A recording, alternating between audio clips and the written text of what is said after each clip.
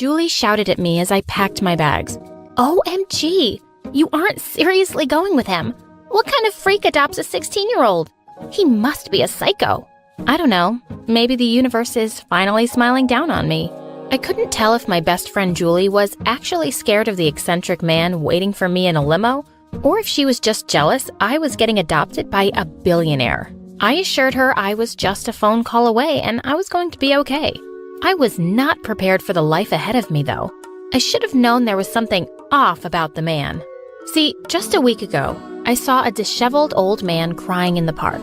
All I did was ask him if he was okay, and he gave me a huge hug. I thought he was homeless, so I offered him a chocolate bar from my purse. He ate it so messily, I thought he hadn't eaten in days. He insisted he would make it up to me. I told him not to worry about it. The very next day at school, one of my classmates started shouting at us to look out the window. There was a huge banner. It said, "To the girl who gave some chocolate to the homeless-looking man in the park yesterday, please call this number as soon as possible." All of my classmates were asking questions. I was going to call the number myself after school, but my principal called me into the office a few minutes later. There, waiting in the chair, was the man from the day before. He wanted to thank me for everything and didn't know how else to find me.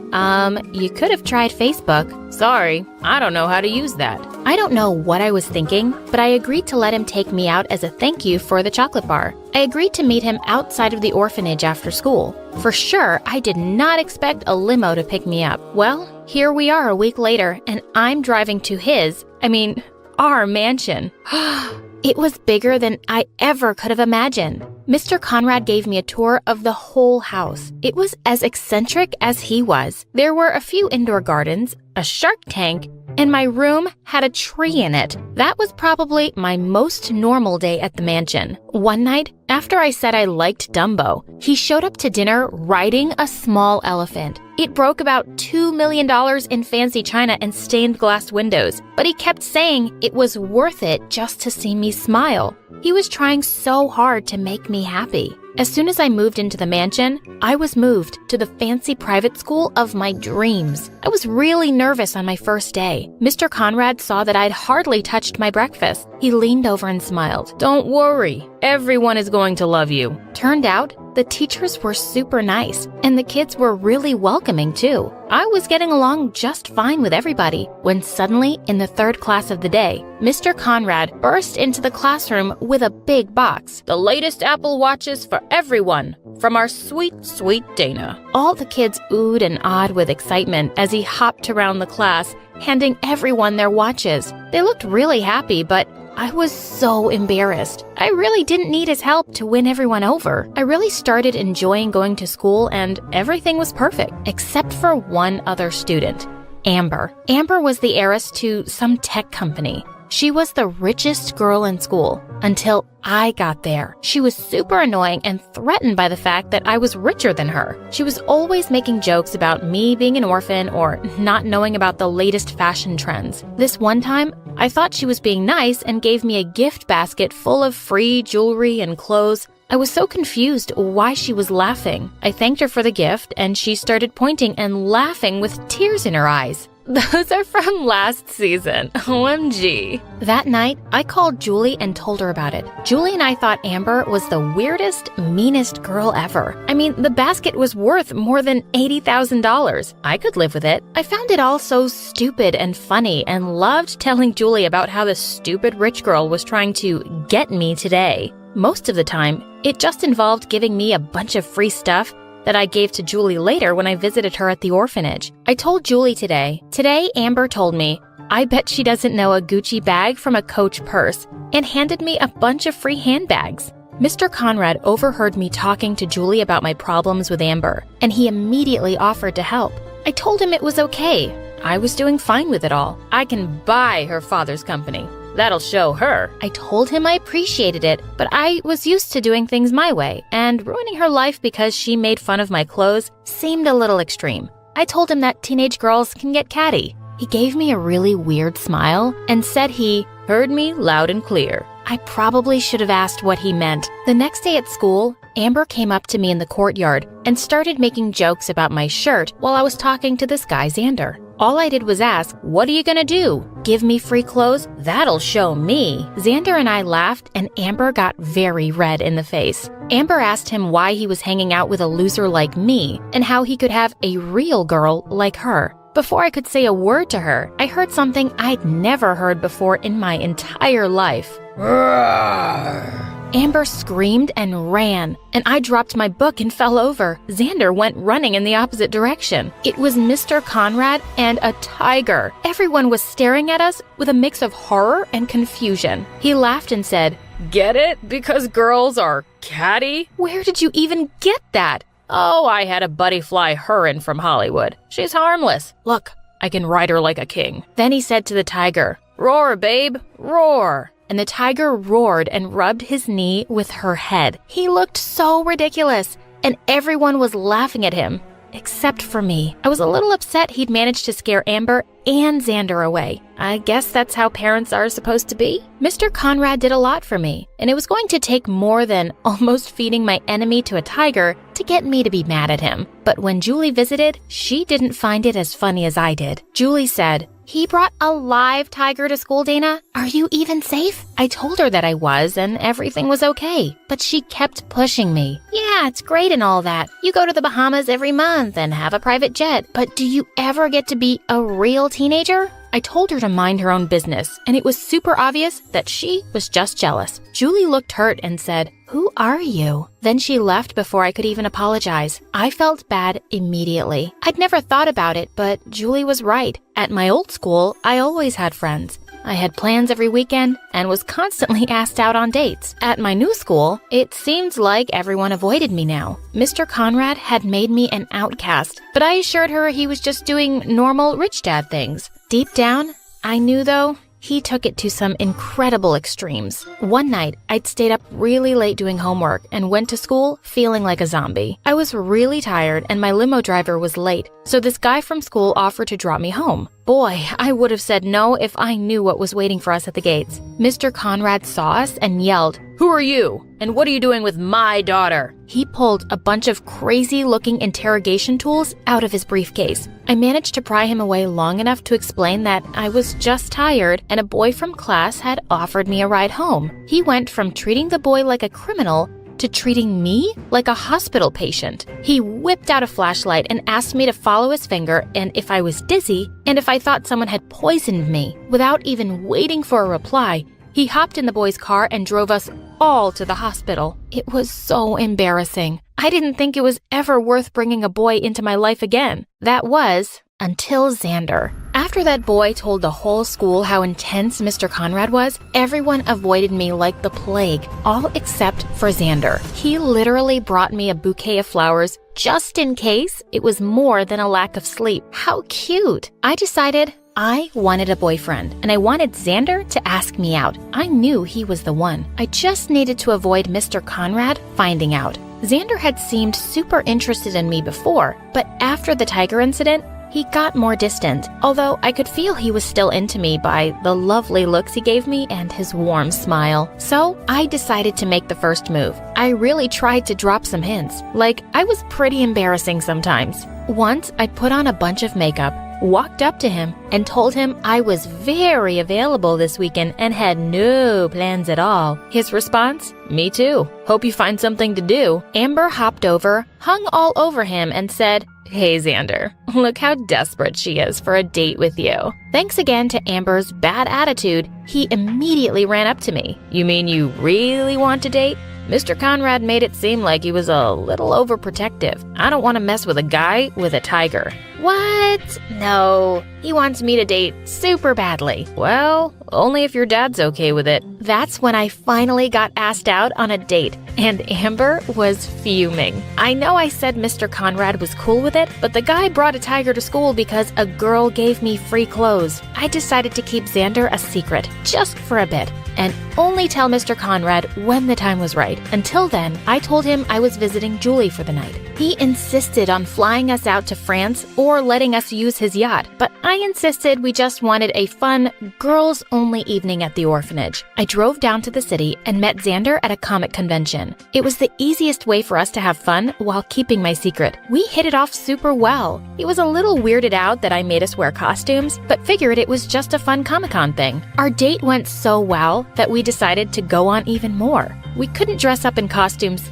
every weekend, so I needed to find ways to be creative. Every time, I convinced Xander to go somewhere far away or in disguises, and every time, I told Mr. Conrad I was meeting Julie. I didn't want Mr. Conrad not to approve of Xander. At the same time, Xander was getting super suspicious. We always had our date in remote places, and I would never kiss him in public. The more serious we got, the harder it was to hide. Xander wanted to post pictures of us on social media and wanted to go to events together. I made excuses to avoid every real public appearance, and it all became more and more awkward. Even though we were official, I was even weird about us hanging out after school, just in case Mr. Conrad made a surprise visit. One time, he tried to run up and kiss me as Mr. Conrad dropped me off, and I instinctively spilled tea on his coat to distract him. Amber saw us and ran up to us laughing. "Oh, wow, some girlfriend you got there, Xander." I told her to shut up and go steal someone else's man. Amber got angry and pointed out how I was acting like Mr. Conrad didn't know we were dating. "You just don't want to piss Daddy off,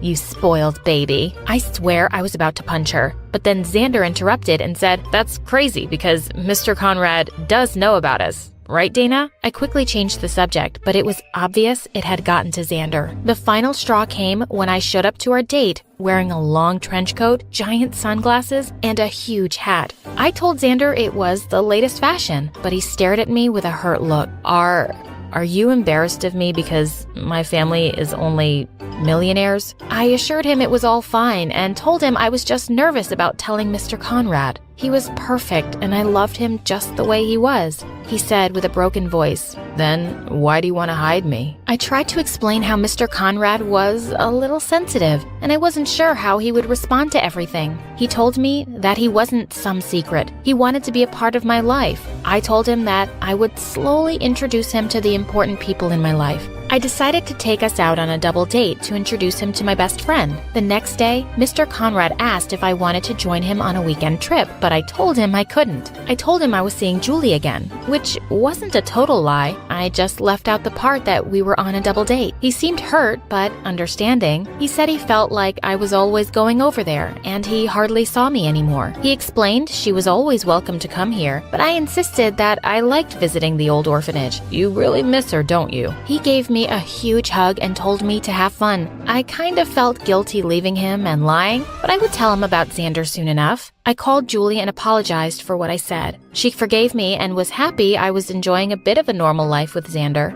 Julie was so excited about our double date. Julie, her boyfriend, Xander, and I met up at the train station. We went to a small cafe far away from the mansion. It was all going really well, and we decided to show Xander around the town I grew up in. Everything was going perfectly fine until we decided to take a walk in the park. Wow, is this like a special festival or something? There shouldn't be. There were crowds of people on the street. It was like someone was throwing a parade. There were fireworks, singers, and to top it all off, a giant float with a picture of me and Julie that said, "Best Sisters Forever." On the top of that float was Mr. Conrad. I tried to cover my face, but it was too late. Mr. Conrad hopped off the boat and ran over to us cheerfully. He looked genuinely surprised to see me with a boy, and his face dropped when he realized Julie and I weren't alone. "I thought this was girls' evening." I explained I was too nervous to tell him I had a date, and I didn't mean to lie. He started crying and ran off. I felt horrible. As good as my date with Xander was going, I needed to take care of this. I insisted that everything was okay and I would call them all in the morning. "Sorry, Xander, it's just family problems." Xander said it was fine and that I should fix things with Mr. Conrad first. I ran to apologize to Mr. Conrad, but he kept trying to get me to go back to Xander and said I didn't need to apologize.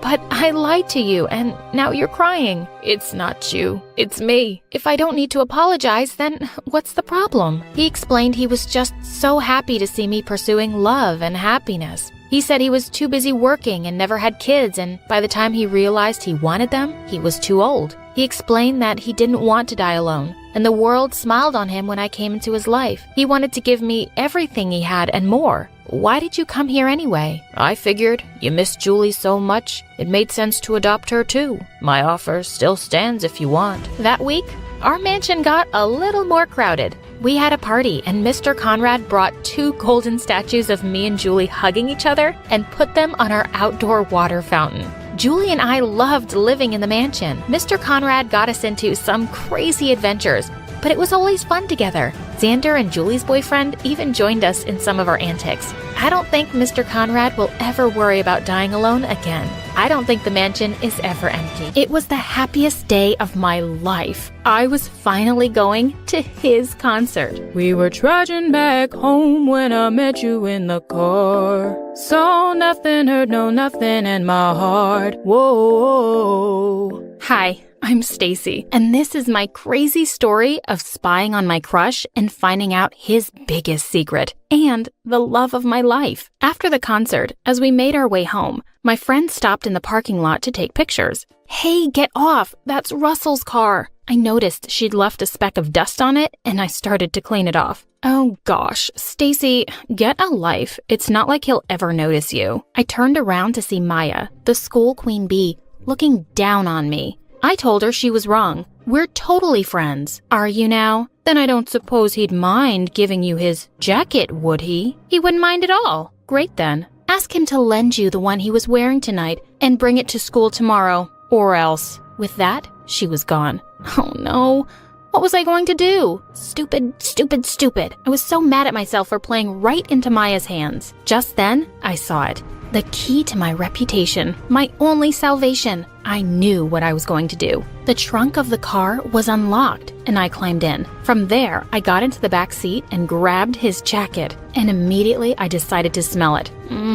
It smelled just as I imagined, like expensive cologne and aftershave. I couldn't believe I was in the back seat of Russell's car. I would tell our grandkids about it. Just then, the car beeped. Horrified, I looked outside the window and saw Russell heading towards me. I had to hide. He was too close for me to get out. I had no other option but to crouch down and pray he would just take something and leave. To my utter horror, though, he got into the car and started to drive. Oh no, I was sure I would get caught now. Just as I was thinking of letting him know I was in his car, he got a phone call. Hey baby, I'm on my way to pick you up. Can't wait to spend the weekend with you. I felt my heart drop. Russell had a girlfriend. I should have known. Someone so perfect couldn't possibly be single. From the conversation, I learned he was going to a cabin just outside of town with his girlfriend to spend the weekend. Then something even worse happened. Russell put on some music and started singing. That voice was not Russell's. Well, it was Russell's, but it wasn't his onstage voice. His onstage voice sounded like all the angels had come together to throw a rockin' party. This sounded like a walrus dying and giving birth at the same time. While I was still reeling from the discovery that Russell was nothing but a catfish, he received another call. This time,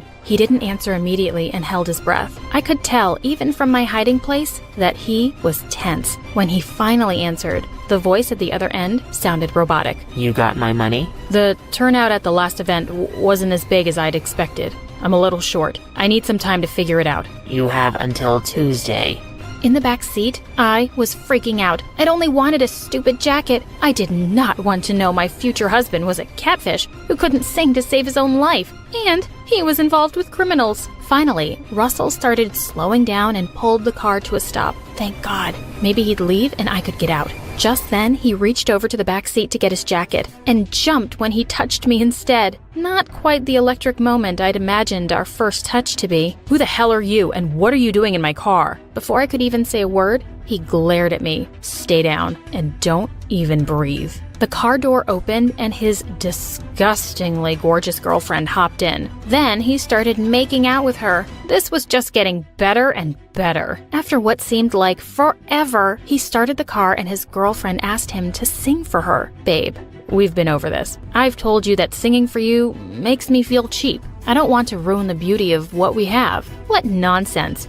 Finally, we reached the cabin. I was thrilled when they got out, but my problems weren't over. Just as they got out of the car, someone else got inside the car. The person started singing along to the songs that had been playing before, and I almost passed out. It was an angel's voice. This was Russell's onstage voice. Who was this guy? Oh God, cramp in my leg. I let out a small scream and the car came to a screeching stop. Who are you? Why are you in my car? How many cute boys were going to ask me that today? And boy, this one was a hunk. I'm from Russell's school. This is all just a mistake, okay?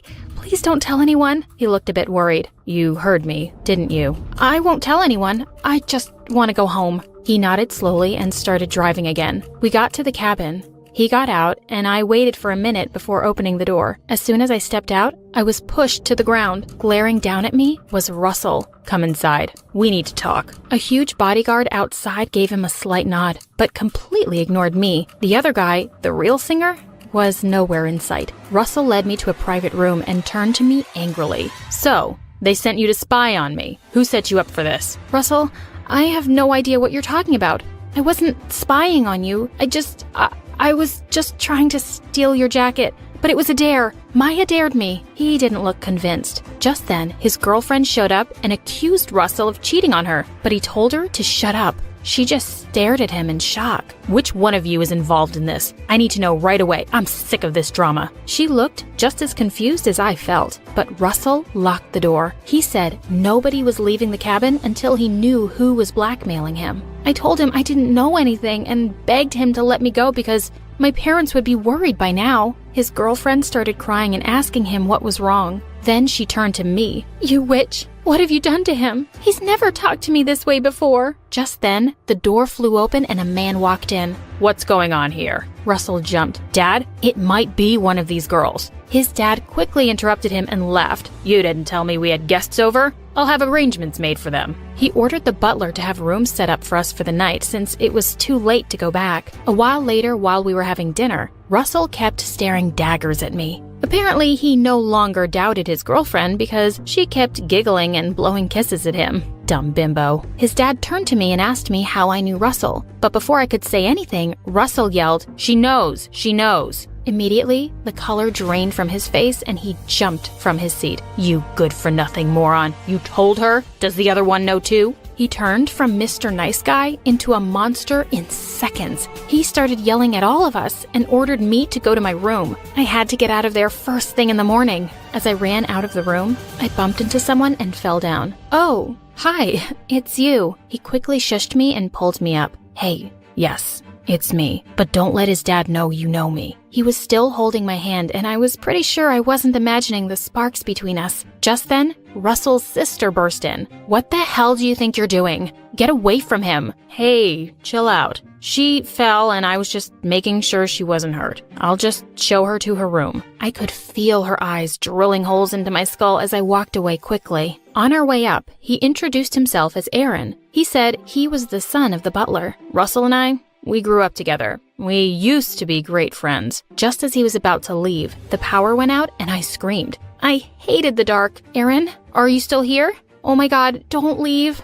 I'm right here. He took my hand and led me to a nearby couch. We sat huddled next to each other in the dark. I really hoped the power wouldn't come back anytime soon. Suddenly, he started humming. I couldn't keep that question in anymore. Why would you let Russell take credit for your singing? Are you crazy? Do you not know how famous— He told me to keep it down and was silent for a bit. Even though I don't really know you, I like you and I think I can trust you. Then he told me that Russell's dad had been kind to his family all their lives, and in return, when he heard him singing, he asked Aaron to be Russell's voice. I guess I didn't really know what I was signing up for until much later. It kind of sucks that every pretty girl goes gaga over my voice, but falls for him. The power suddenly came back on, and we both nearly jumped when we saw Russell's sister standing in the doorway. How long had that creep been standing here? Aaron, you're needed downstairs, and Dad wants to see you first thing in the morning. When I went downstairs the next day, I saw Russell sulking on a couch and his girlfriend on another. As soon as she saw me, she jumped into his lap and started kissing him. Thanks for the morning makeout show, guys. Now, show me where I can throw up my breakfast. Where's your dad, Russell? Don't talk to him.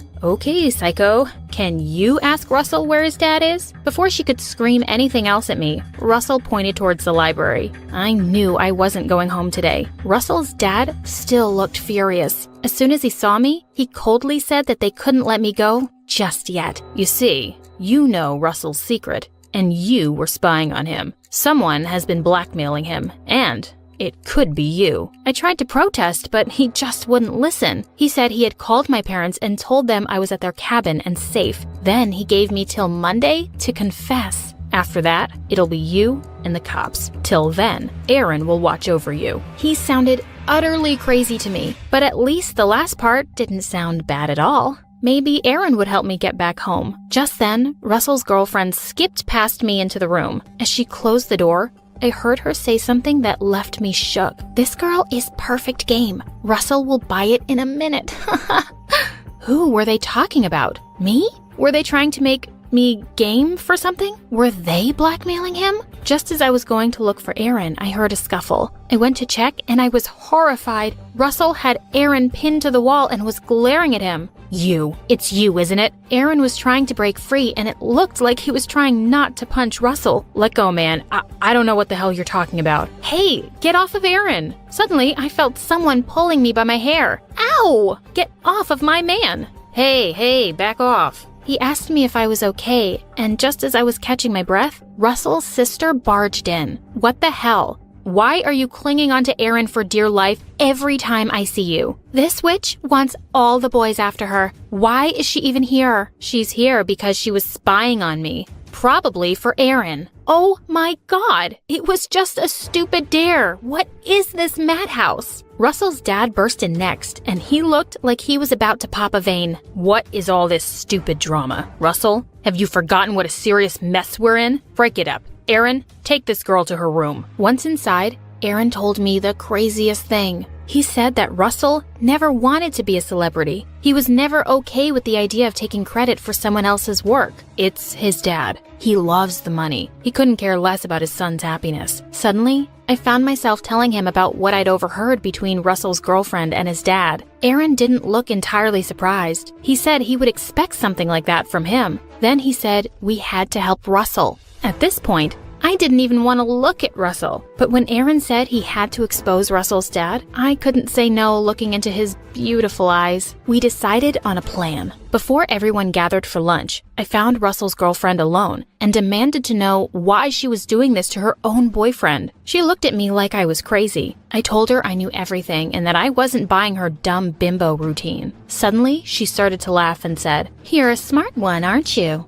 I'd been hoping she would admit to something, but she just shut up until Russell came in and then she jumped into his arms. Dang it! I turned off the recorder. I went looking for Aaron and found him in the kitchen. No luck. I couldn't record anything. It's okay. You're smart enough to catch her another time. Then he pulled me in for a kiss. I was thrilled and I kissed him back. I knew it. Russell jumped from behind the fridge. I knew the two of you were plotting something behind my back. We both tried to explain, but he wouldn't listen. He said he knew neither I nor Aaron could be trusted. Suddenly, I lost it. I flew across the room and slapped him. Will you please just shut up and listen? He nodded, stunned. Then Aaron and I told him about what we'd heard. He looked at us in shock and screamed. He ran to confront his dad and his girlfriend, while Aaron and I followed. I don't trust any of you. Not you, not you, not you, and certainly not you. He said he knew whoever it was in the room. Aaron and I swore we hadn't done it, while his dad simply asked, how could I ever possibly hurt my own son? Russell simply burst into tears. He said ever since his mom had left, his dad had treated him just as a money-making machine. Now that I'm turning 18, you thought you'd blackmail me, didn't you? Russell's dad hugged him and swore he only did everything for Russell. Oh yeah? Then what about what I heard, huh? His dad glared at me and said they were talking about a model they had signed up to perform with Russell to get a bigger audience at his next concert. Then I told him again how I ended up in the car. This time, he either believed me or just didn't care, and simply asked Aaron to take me home. Just as we were about to leave, he made a decision. Aaron, I'm quitting. From now on, you sing your own songs. Aaron smiled at him and reached for my hand. Suddenly, the door flew open. No, no, no. Aaron? How could you possibly be with her after everything I've done for you? I made him quit. For you! Everyone stared in shock as Russell's sister came into the room crying. She said she'd been blackmailing Russell with the help of Aaron's dad. We were so mad to see poor Aaron cheated like that, so we decided to help him. His dad promised I could marry him if I helped. Now you have to marry me, Aaron. Well, after that, things settled down pretty quickly. Russell gave up singing and picked up what he really liked doing, fixing cars. Russell's sister finally gave up her dreams of marrying Aaron, even though it took a while. Thankfully, everyone kind of forgave Aaron's dad. Aaron himself stopped taking Russell's money and started singing in small cafes, and he was gathering a following of his own. But he kept telling them he'd already given his heart to someone else.